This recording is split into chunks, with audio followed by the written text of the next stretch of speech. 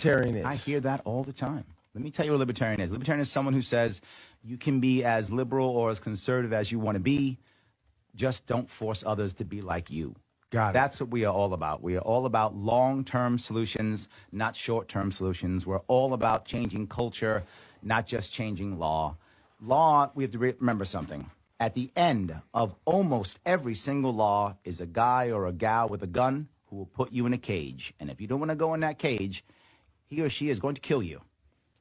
That means you only use law when it really matters, not just because I'm angry, not because I don't like you, not because you should do some activity I think you shouldn't do or whatever the case may be. It's only for important things like life and liberty and property and things like that. That's when you use violence. That's when you use force. That's what libertarians are all about.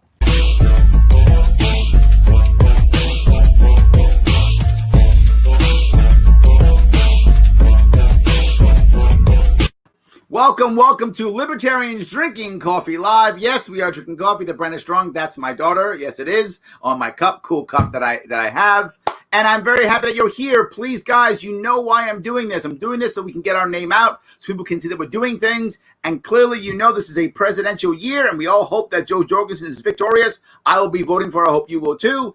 And on top of that, we are going to have hundreds of people running across this country for all types of local offices and even for internal offices like, I don't know, LNC Chair or something like that. Absolutely. All that's happening. If it matters to you, then please like, comment, share. It does matter. Let people know this is happening. Comment just to say hi. It works. It helps with the algorithm thingies. See how technical I am? That's what it is. Comment, share. Thingies, correct. Yes, I am the most technical guy there is. So please do that. It's important. It matters. I am very lucky today to have someone, a friend of mine, someone I adore. I am totally biased and I don't care. I love this guy, man from my state, New York, chair of my party and looking to be chair of the national party. I love that so much. The man himself, Tony D'Orazio. Tony, how are you, sir? I'm doing great. Thanks for having me, Larry. Yeah, and Absolutely. Right back at you with those kind words. Thank you for the, I don't know how many people have thanked you for the ballot access that we got here in New York, but thank you for the ballot access we got here in New York. Absolutely. Very happy now. Very happy. And for those who want more information on Tony, head on over to Tony4chair.com. That's Tony, the number 4 chair.com. So, Tony, I got to ask you, there's a part of me that's a little upset at you. A little bit. I don't want you leaving New York, but I get it. You've been a part of New York State Libertarian Party for a long time. And to your credit, you know, we had a lot of issues in New York State. And when you took over, you were able to kind of calm them down. They weren't so boisterous. You were able to calm them down. The growing pains that we had, and we still have them. We're not done with our growing pains, but you've been able to calm them down a bit. So why run for national chair and why run now? Well, I think you kind of hit on one of my strengths is unifying parties that happen to be contentious, and we've seen what the LNC is looking like. They're looking like a very contentious group. True or not, there is a perception that the LNC isn't an effective body anymore. That's true. There's a lot of bad words. Yeah, and there is, and some of that's fair and some of that's not. We've seen the ugliness in the public party, and I'm a unifier, so bringing me in as that unifying force, and some of that is driven by the factionalism that's growing in the party. Sure. I'm not going to speak ill of my opponents in this race, except to say that a couple of them are very tightly tied to particular factions in the party. So let me go there. Since you went there, let me go there if I could. I went there. There's a lot of people who are concerned about caucuses or caucusi, whatever is the appropriate way of saying that. I don't know what it is, but the caucuses that are in our party. I feel there's two sides of this, right? One of them obviously is caucuses are great because they allow people who feel the same way to get together, to organize, to get their candidates forward, blah, blah, blah, Absolutely. Right? Great. And another that says, oh, they divide us and they make us fight each other. Where's your head here? Well, they do both of those things, and some of that. And sometimes conflict is good. Uh, the caucuses that we have right now in the party, and I'm talking about the big ones: the Mises Caucus, the Prags, the Radicals, even the Audacious Caucus. And I'm not talking about the fun caucuses like the Waffle House Caucus that everybody should get behind. But they do coalesce. They bring together like-minded people Sure. to bring people together for issues and changing the platform. I think they're very effective at doing things like that, at affecting change in platform and messaging. Uh, the chair of the party needs to be caucus neutral, in my opinion. Caucus neutral. Okay. Caucus neutral. They're not. I'm not running for chair to push my views. Okay. I'm not running for chair because I'm a Mises Caucus guy and I want our platform to replace the LNC platform. I'm a Radical Caucus guy and I want the Radical Caucus platform to replace the LP platform. I'm running to keep the lights on, to keep the business running, and keep the car moving forward so both of those groups can exist. Okay. All right. But look, I mean, let's be forward. You're going to have your own views, right? And Absolutely. you're going to feel certain ways, and you're going to want to decide, hey, I think this is better than that. And sometimes as chair, you have to put them aside for the sake of unity. Sometimes you have to, I don't like the word compromise because that's people giving things up, but come to the middle, meet in the middle. And the chair needs to be more the moderator and more of the champion and the driver of the principles in general, not cheerleader for a particular caucus.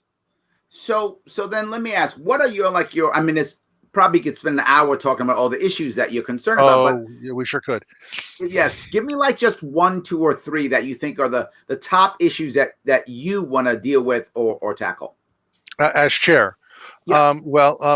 I've kind of hit on one. We need to improve the efficiency and the image of the LNC. Now, the issue of the LNC. Now, hold on. You mean the image internally, externally, both? I don't know which is affected more or less. I'm speaking specifically here of internally. I will get to externally in a minute, but because they are two separate issues. The LNC doesn't do the LNC tries to be transparent in some ways, and in other ways, they're just not. They need to be a more transparent body. They need to market themselves better to the membership than they have. The membership doesn't know what they're doing. Right.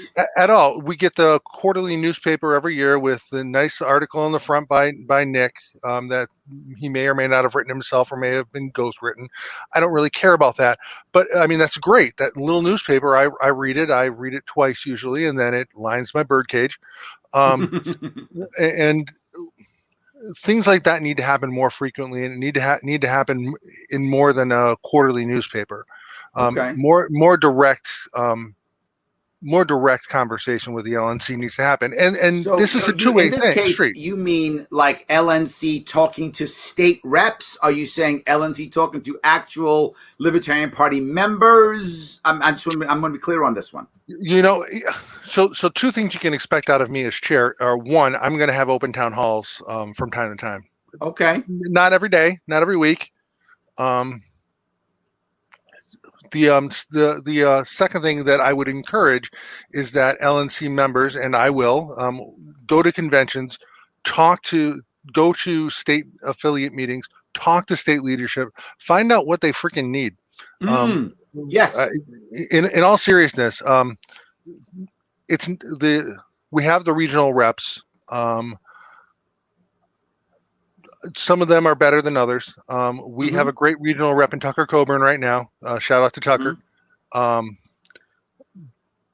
But they're one person. Right.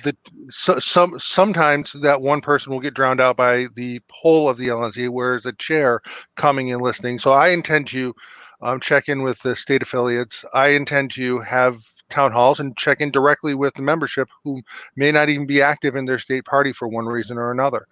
We have to reach them both, but they're both internal. You touched upon external. Externally, I think we have a different issue. than we do Yes, a internally. couple people put up comments about worrying about, outward facing communication too. But let me just stay with the internal part for 1 second. Go right ahead, and So, we'll come back to it in a minute. so you're saying that you want to basically doing like a virtual town hall, like call in and an AMA with the chair, that kind of thing. Is that what you mean?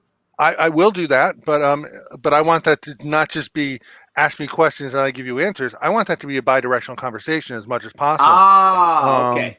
Because as chair, I mean, we've gotten accustomed to looking at the chair as the king of the party, and sometimes Nick acts like that, and sometimes he doesn't.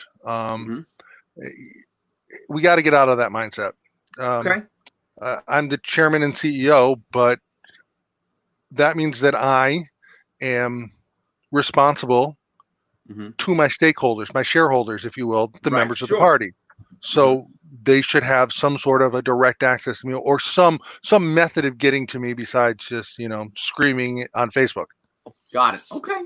Got it. That's clear. Thank you. So now let's go to outward facing. So a lot of our we're a big tent party. That's true. We are a big tent. I see the message that has popped up on screen, our message and the two-party system. I love it. But the two-party system has a stranglehold on the media, on the advertising. Yes. Everybody sees that. Yep. And they look at us in the corner, and they either, depending on what side you're coming from, we're either Republicans who like to smoke weed or Democrats who want guns. Right. And we're neither of those things. But I think hopefully I just illustrated that we have things in common with some people in those parties. And in the Republican Party, there are people who like to smoke weed.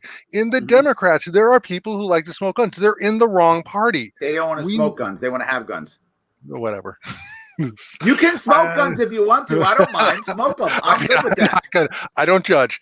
I don't judge. Oh, good. My point is that we have a platform. So focusing our marketing, not necessarily on, hey, Republican, come over here because we're the home for liberty. Hey, Democrat, come over here because we're the home for freedom and personal choice. Throw out our principles. These are our principles. I want those two ivory towers to be able to see the doors to our big tent right from their corner offices. Yes. I like it. Yeah. I like it. And Tim O'Connor, I see, has said that we're both of these things and so much more. Yes, we're so much more. I am painting with a bit of a broad brush here. I want to make sure that the so much more gets out there. I want to make sure that our marketing is focused on our principles, on application of our principles, broad application of our principles. There are certainly people in Congress who don't belong in their respective parties, who have views that are aligned with us, but are in their parties, and sometimes have to compromise their views because they're in one of the two major parties. I want to talk to, as chair, one of the few ways I want to use the power that I see is to talk directly to those people and get them into our party. It's worked before. It worked with Justin Amash. The Libertarian Party had conversations with him, and he's a libertarian now. He is a libertarian member of Congress. We now have a libertarian caucus, and we're trying to get people elected. We have several libertarian congressional candidates in this state, in the state of New York, and several more nationwide. Yep. I want to see as many of them elected as possible. I had two on my show. You did. Yes, you did. Absolutely. Yes, you did. And we have so many more for you to have on your show too. So many more. Got to take off the New York State chair now. That's right. Yes. No. I like that you have it on. I still like that hat. That's a good hat. It's a great hat. So that's outward. I get that. I actually have a comment. Someone asks, would campaign finance reform help if candidates had to close out the campaign account after each election, so incumbents can't roll over millions of dollars from 6 elections ago? Just an opinion. Do you have an opinion on that? I mean, it would help us. It would certainly help us because that's something that the two major parties do. I think we need to focus more. Let's be honest. the Democrats and Republicans aren't going to change the campaign finance reform system because it benefits them. Why would Absolutely. they do it? They're Yes, not going to do it. absolutely. So Right. we have to play by their rules. One of the things I want to focus on is fundraising, targeting our fundraising. So that's another issue for you. So one That issue is is that another issue for me. communication, another one's fundraising. Okay. Yeah, it is. It's a huge issue. Over the last 4 years, we've lost a whole lot of big fundraisers, a whole lot of big donors rather. And so we've lost big dollars, not the $5, $10, $25 a year. We're talking the people who can write the check for $10,000 to the party. We've Yep. lost a lot of those because of a couple of public relations missteps that we've made. And I won't get into them here, but I remember a couple of them very clearly. I do remember a few. Yeah, I'm sure you do. Yes, I'm sure you do. We've had members of the LNC who have put their foot straight in their mouth publicly, and it's been. Look, I have a personal issue here, and the personal issue here is when it comes to getting good candidates. Very often, and this is not just national. We have this problem throughout the country, to include national, but also local and state. We get a good candidate, they run, they feel somehow betrayed or unhappy or nasty or whatever they feel, and then we lose them. And when we lose them, very often we lose them. We lose their institutional knowledge. We lose often part of their team. We often lose their donor base. We lose so much when we aren't able to retain talent. And we also don't use talent. We don't encourage them again. What usually happens, and this, again, national and other, it's not just national, Tony, and you know this too. Someone runs. I felt it when I ran. The second we're done running, the half of the party goes, "You lost? You suck. We hate you. You're the worst person ever." And then we attack the person, never ask them to come back, never ask them for any help again, and they walk away. Is there something that national can do? And maybe the answer is no, but is there something that national can do to assist in making that better? There certainly are. There are a few ways we can do it. The first way is we can help them with fundraising. National has access to donors that a local candidate might not. There's a huge a lot of you are familiar with the CRM project, which is collecting a lot of this data and making it accessible to the states. New York is one of the states that's taken part in that. By having that sort of data at our fingertips, that's going to help. The second thing that national can do, and they've started to do this, and I intend to continue this. I like giving credit where credit is due. One of the great things that they've done is LPTV, where they're bringing on a couple of libertarian candidates per week, and for a lot of these candidates, it's their first exposure to media, much like what you're doing here. For a lot of the candidates, they're copying me. Yes, good. Keep doing it. Yes. I have no problem with shameless plagiarism of good ideas. Yeah, take them all. No problem. They're giving these candidates practice in media. They're giving these candidates practice talking and actually fielding tough questions, much like what you're doing here. By offering opportunities like that, we're helping our candidates grow. We're making more winnable candidates. We're making more winnable campaigns. Some of the I don't feel loved by I don't feel the love from the libertarians, so I'm going to go and go in my corner. When you're running a third party, there's you've got to have some sort of intestinal fortitude. It's not an easy road. It's not an easy road at all. And absolutely, I'm with you on that. You know that yes, you've been through this whole state twice now. Yes. And you have heard it over and over again. You can't win. There's no way you can win. Why don't you just join the Republicans? Why don't you just join the Democrats? Yeah, I hear both sides. Well, when I'm in New York City, they always say join the Democrats. When I'm in the state, they always say join Republicans. Absolutely. Of course they do. Yes, of course they do. Because they're seeing that we have good candidates who they could market a whole lot better than their own candidates. Think about, let's look at your election, where you got more than 100,000 votes. I know we like to talk about that 90,000 number, but you got more than 100,000 votes in this state, and probably more than that. And the Republican who did who he got over 2 million. His campaign was seen as a failure. Yep. Because he had all that media and all those resources behind him. If we had 100th of those resources and behind millions us, of dollars and millions of dollars millions from their national party, we are not, as a party, even though we are the third largest party in the nation, we are not at a. We are. It's like the New York Yankees and the Boston Red Sox. Here, I'll throw out a baseball analogy. You got the New York Yankees and the Democrats, and the Boston Red Sox and the Republicans.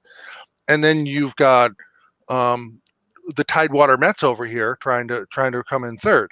Look. Well, so first one you said was the LNC imaging. Second one you said was fundraising. Is there a third issue, or are those like your top two, or is there a third? So there's something that's kind of, and this is not the sexy or flashy part of anybody's campaign, but one of the things that has really come to light lately is the lack of business continuity and risk mitigation that the party has done. And I'll give you a great example, and I'm sure we're going to talk more about this. When we were hit with a pandemic, right? So I'm an IT guy, so I've been involved in developing a lot of business continuity plans. And we always talk about the pandemic, which usually we're talking avian flu. Sure. We won't be talking that anymore. We'll be saying, hey, what if we get COVID-20 or COVID-27 or whatever it's going to be. Whatever the next thing is. Yep. Whatever the next one is. The LP had never talked about that. What happens if a staff member dies with important party data on their laptop? How do we get it? What happens if there's a pandemic? How do we continue to do business? This planning hasn't been done. There's a lot of things that are core to doing the business of the party that are inefficient. And the more I'm talking to people, the more these things I'm discovering, they're inefficient. So some of the unsexy things, like HR, the chair's job is to focus on the party and making sure we can keep the lights on. So I'm going to direct the executive director to focus on keeping the lights on efficiently. I'm going to direct us to come up with some sort of an HR initiative for the people who work for the party, for the LP staff.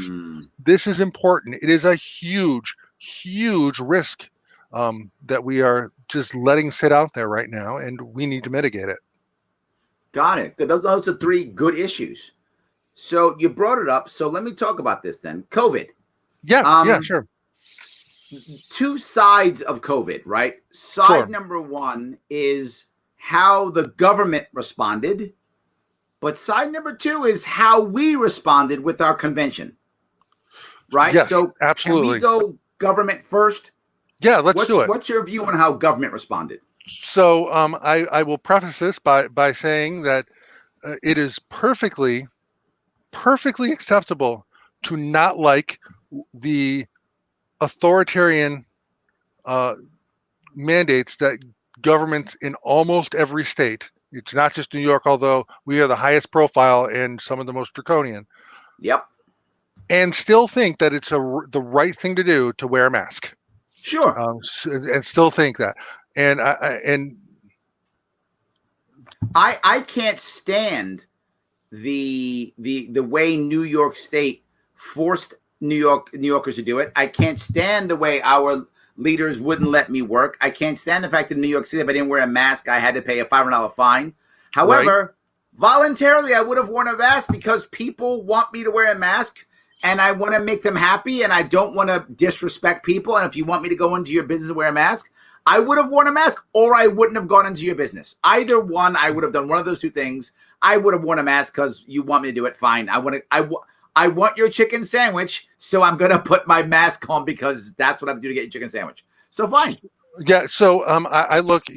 We always like to say the free market, the free market will prevail. Before New York State put in the mandatory mask guidelines, I had to wear a mask to the grocery store, not because the state or the county was telling me to, but because Wegmans was telling me I had to wear a mask to do business there.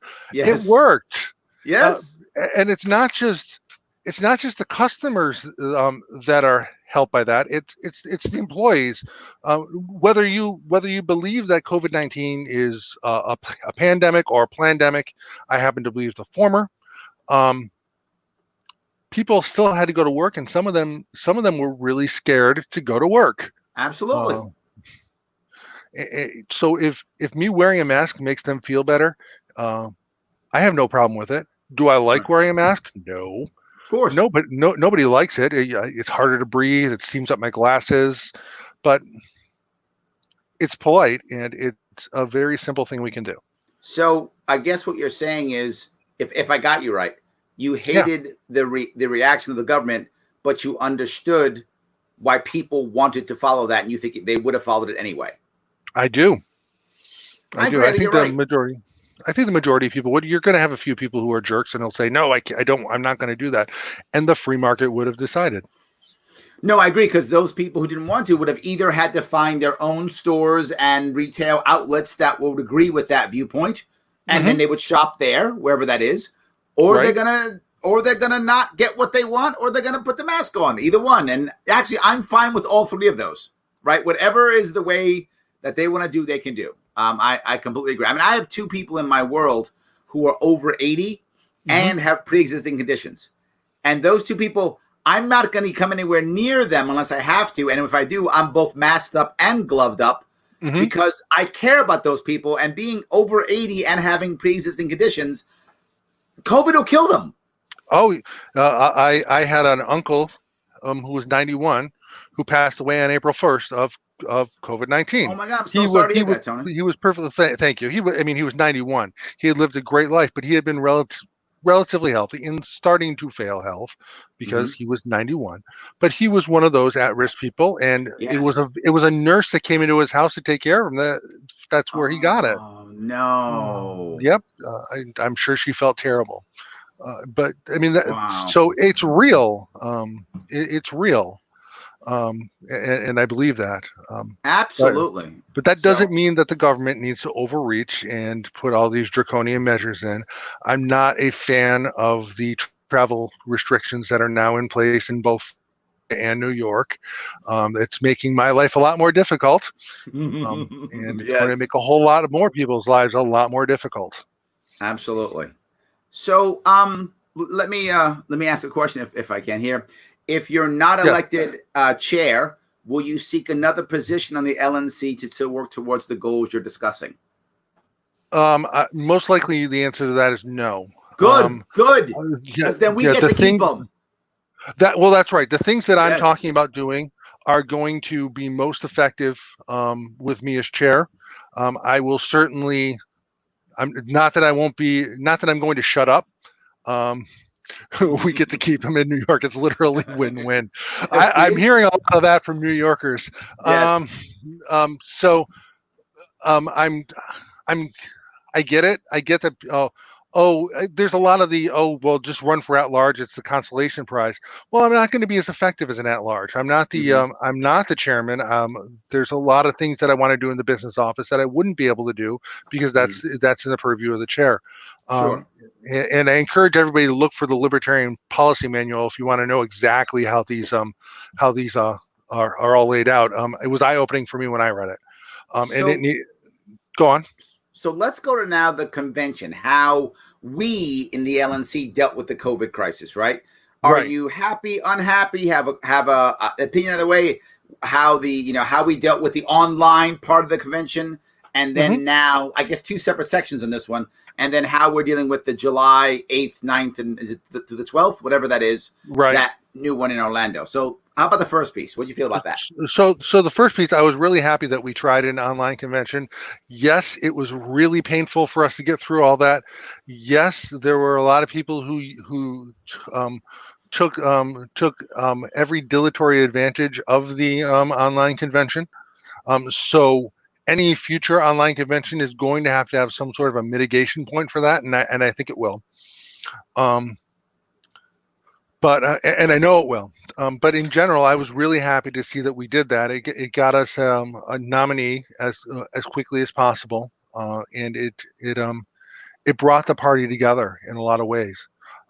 And watching, and I'm speaking directly to the libertarians who watched that convention. It was about the last hour of that convention that started to convince me that I needed to run myself. Okay. Watch, so that was your trigger. That was my trigger.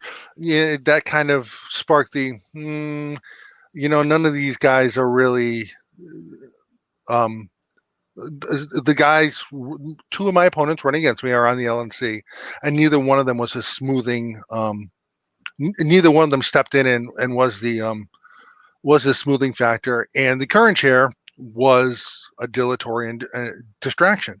For that last hour, I think we could have gotten a little bit more business done and maybe put a little more clarity as to what we were doing going forward. So that was kind of what got the ball rolling in my head. And then a couple of people came to me and said, Tony, you need to run, unprompted by me, at which point I started to take them seriously.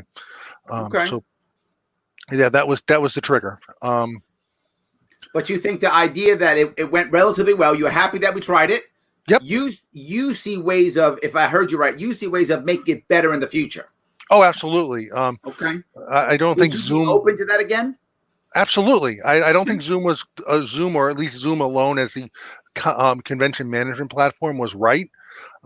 I think if some of that contingency planning had started before March, I know the convention oversight committee did as much as they could there. Having talked to all of them, I know that they are some of the hardest working members of the party, and they tried, but they didn't get there early enough. They didn't have enough time, so they did what they could. I know for the second part of the convention, I don't want to steal any of their thunder, but I know that they are working on ways to, just related to social distancing, forget about remote delegations for a minute, that will allow for that type of participation to happen without the dilatory nonsense. So for the one coming up in Orlando, are you scared? Are you happy? Are you what? Where's your head in that one? I think a lot of people are scared. Don't you think it's going to be, aren't people afraid it's going to be like, 7 people who show up and nobody else? Aren't people afraid of that kind of thing? Yeah, I think it's a legitimate fear. I think most of us, not everybody, and I think a lot of people have trouble separating the actual disease COVID-19 and COVID-19, the government response. And I think it's the latter that's scaring people more than the former. Not that the former shouldn't scare people, because Florida right now is a hot spot. If you look at if you look at all the models, they are right now. New Yorkers who travel there are quarantined when they get there, and when they return home, they're quarantined when they get home. So yes. Enjoy your month off work unpaid. Right. But that's a serious problem. And when you have, and we're not the only ones in that boat. New Jersey's in that boat. Connecticut's in that boat. I believe there's a few other states that are also in that boat. So are you saying, in your view, that we shouldn't have this convention in Orlando? I think Orlando's a poor choice of location, and I don't think right now is the best time for us to all gather together in a room. There's no reason for us. I think it is important for us to have an event for media to go to at some point soon before the election. I agree on that one. I agree 100%. Gotta have something. I don't know what that is. Yeah, but we gotta have something. It's a pep rally in New York. It's a few pep rallies. I mean, Trump did that, and actually, I'll get to that in a second. But for us to have, and I'm talking worst case scenario, 1,000 people in Orlando during a pandemic. Look at what happened to Trump in the media when he had the Tulsa gathering last week. The media eviscerated him. They did. They tore him apart. But they did that with some sort of respect, and they keep covering him because he's got some power. Like I said, we're the Tidewater Mets over here. We don't have that type of power. We're just going to be ridiculed and dismissed. It's going to damage our party. if we do this. The coverage that we're going to get is not going to be positive coverage. It's going to be negative. And we know 4 years ago, when a small negative thing happened in Orlando, and I'm not going to mention names because I know that that person feels terrible about what happened there and certainly had the best intentions. When that type of thing happened, we're still hearing about it. 4 years later, if we are the party who are just diving headfirst into the pandemic, damn the torpedoes, we're going to do it anyway, we're going to be ridiculed. It doesn't matter how we feel.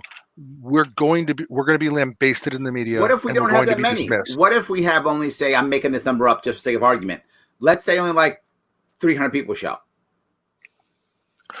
Then we won't get any attention. So we're like screwed either way, Tony. Yeah, pretty much. Okay. Yeah, and frankly, putting all that aside, we've got whole delegations that are going to be under restrictions to travel there and to travel home, and that's a problem. And that the national party doesn't seem to see that as a problem. What do you think the answer is? Do you think we have an answer? I mean, it's what, 3 weeks away or whatever it is, 2 weeks away, whatever it is. It's close. Is there an answer now, do you think?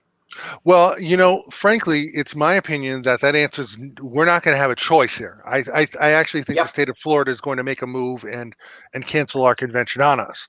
You think so? I really do think so. Wow. Okay. Yeah, you heard it here, folks. It's going to happen. I think so. I know Governor DeSantis last week said, no, we're not closing up again. We're not putting more restrictions in place. And then more restrictions were put in place. So I don't believe a thing that man says. So I don't really think it's going to happen. I think we should delay any in-person activity until early fall. I think that's going to be best. I think it's going to be best for the impact for our presidential candidate anyway. Joe Jorgensen and Spike Cohen are already out there, already talking to media, having that big event at a place and a time where we can do so safely and without the fear of retribution. Is more important. We know we can do business online. It may be a little bit more painful, but we can do it. So let me go 2 pieces then. Let's assume that you're correct and Florida says, sorry, no. Assuming that happens, do you think an online convention is a secondary convention is the answer? I think it is. Okay. I think it has to be this year. And I frankly, I think we should have planned for this years ago. Okay.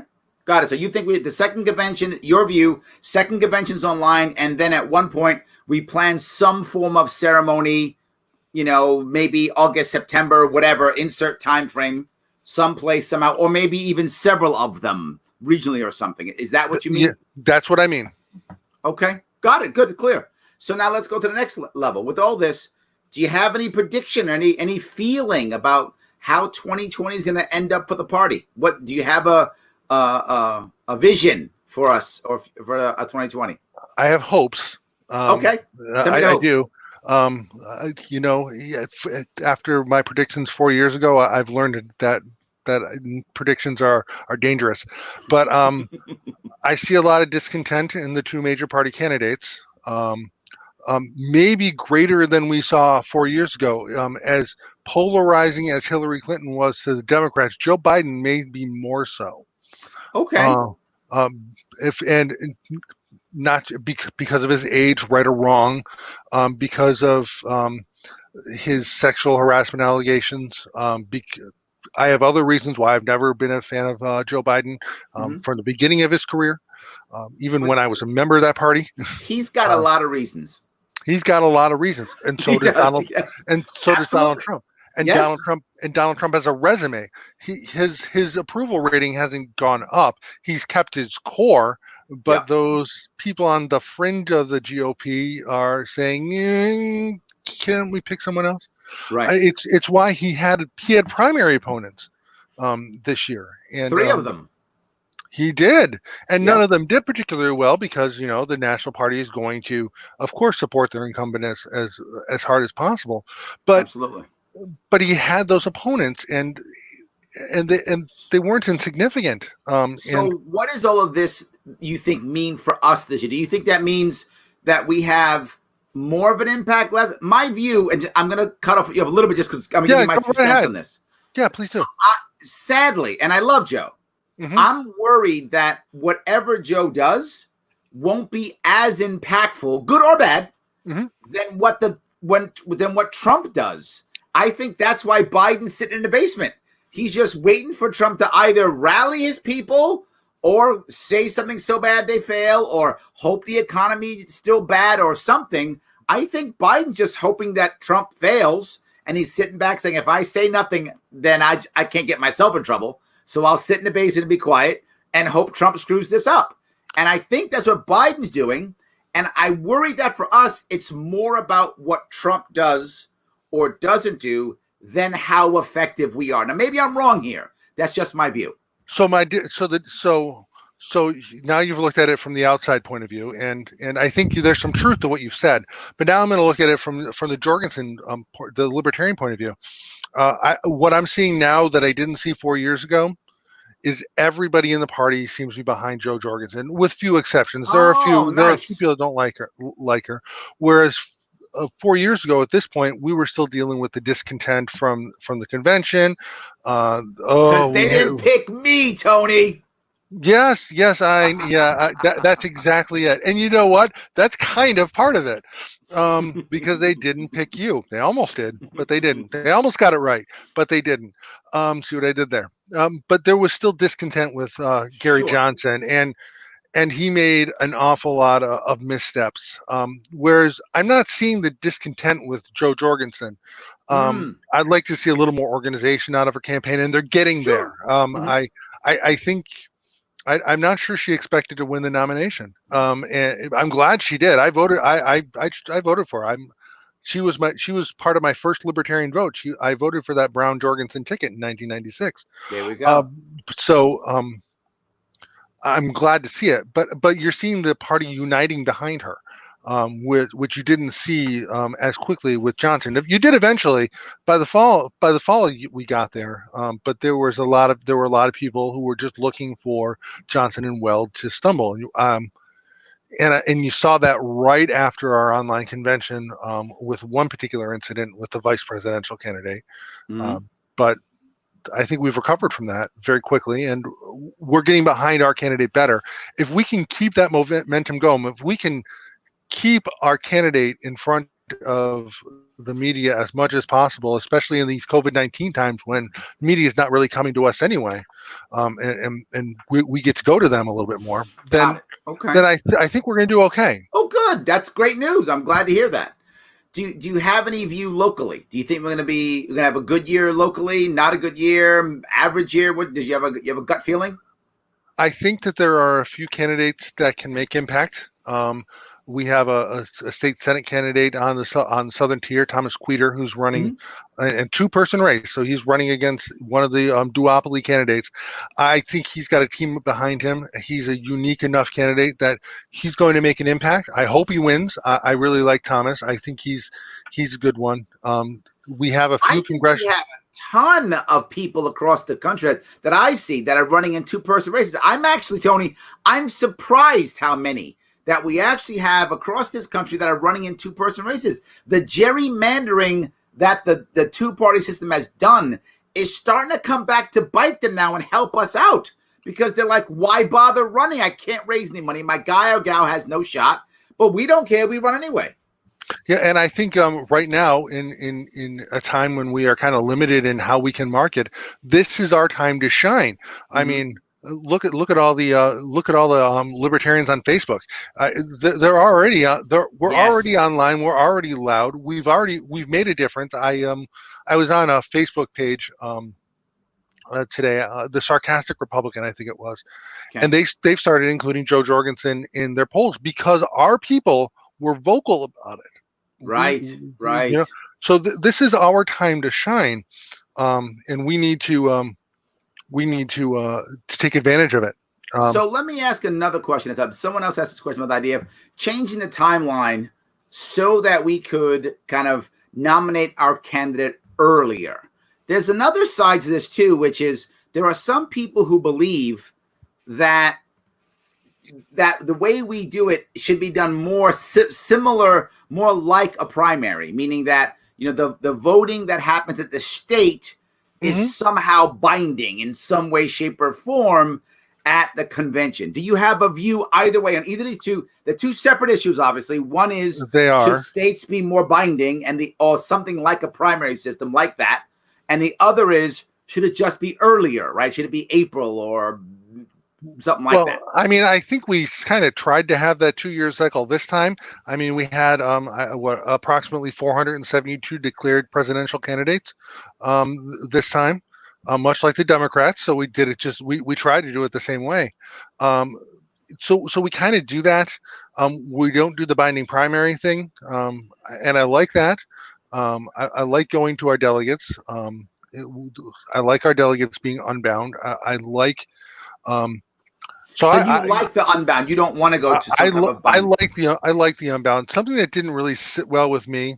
I'm one of those people who will watch the big party conventions because I'm fascinated by them. And there was so the Democrats, I think it was the Democrats, where this was, where one of the delegation said the Delaware delegation, I'm making that up, casts 3 votes for Hillary Clinton, 5 votes for Bernie Sanders, and 1 vote for Lincoln Chafee. The Delaware delegation cast 9 votes for Hillary Clinton. Ah, gotcha. Right. So now we're not shutting down our party. We're not shutting down the voice of our party. Right. It doesn't make it harder for us to nominate. Yeah, sometimes. But at the same time, we don't usually come out with a candidate that's lukewarm. Whereas the Democrats and Republicans, for at least the past 20 years, have been coming out with candidates who are seen as lukewarm to their party. Right. I gotcha. Okay. All right. Well, I get it. So the early, I have an issue with the earlier part, to tell you the truth. I know a lot of people want us to do our candidate earlier.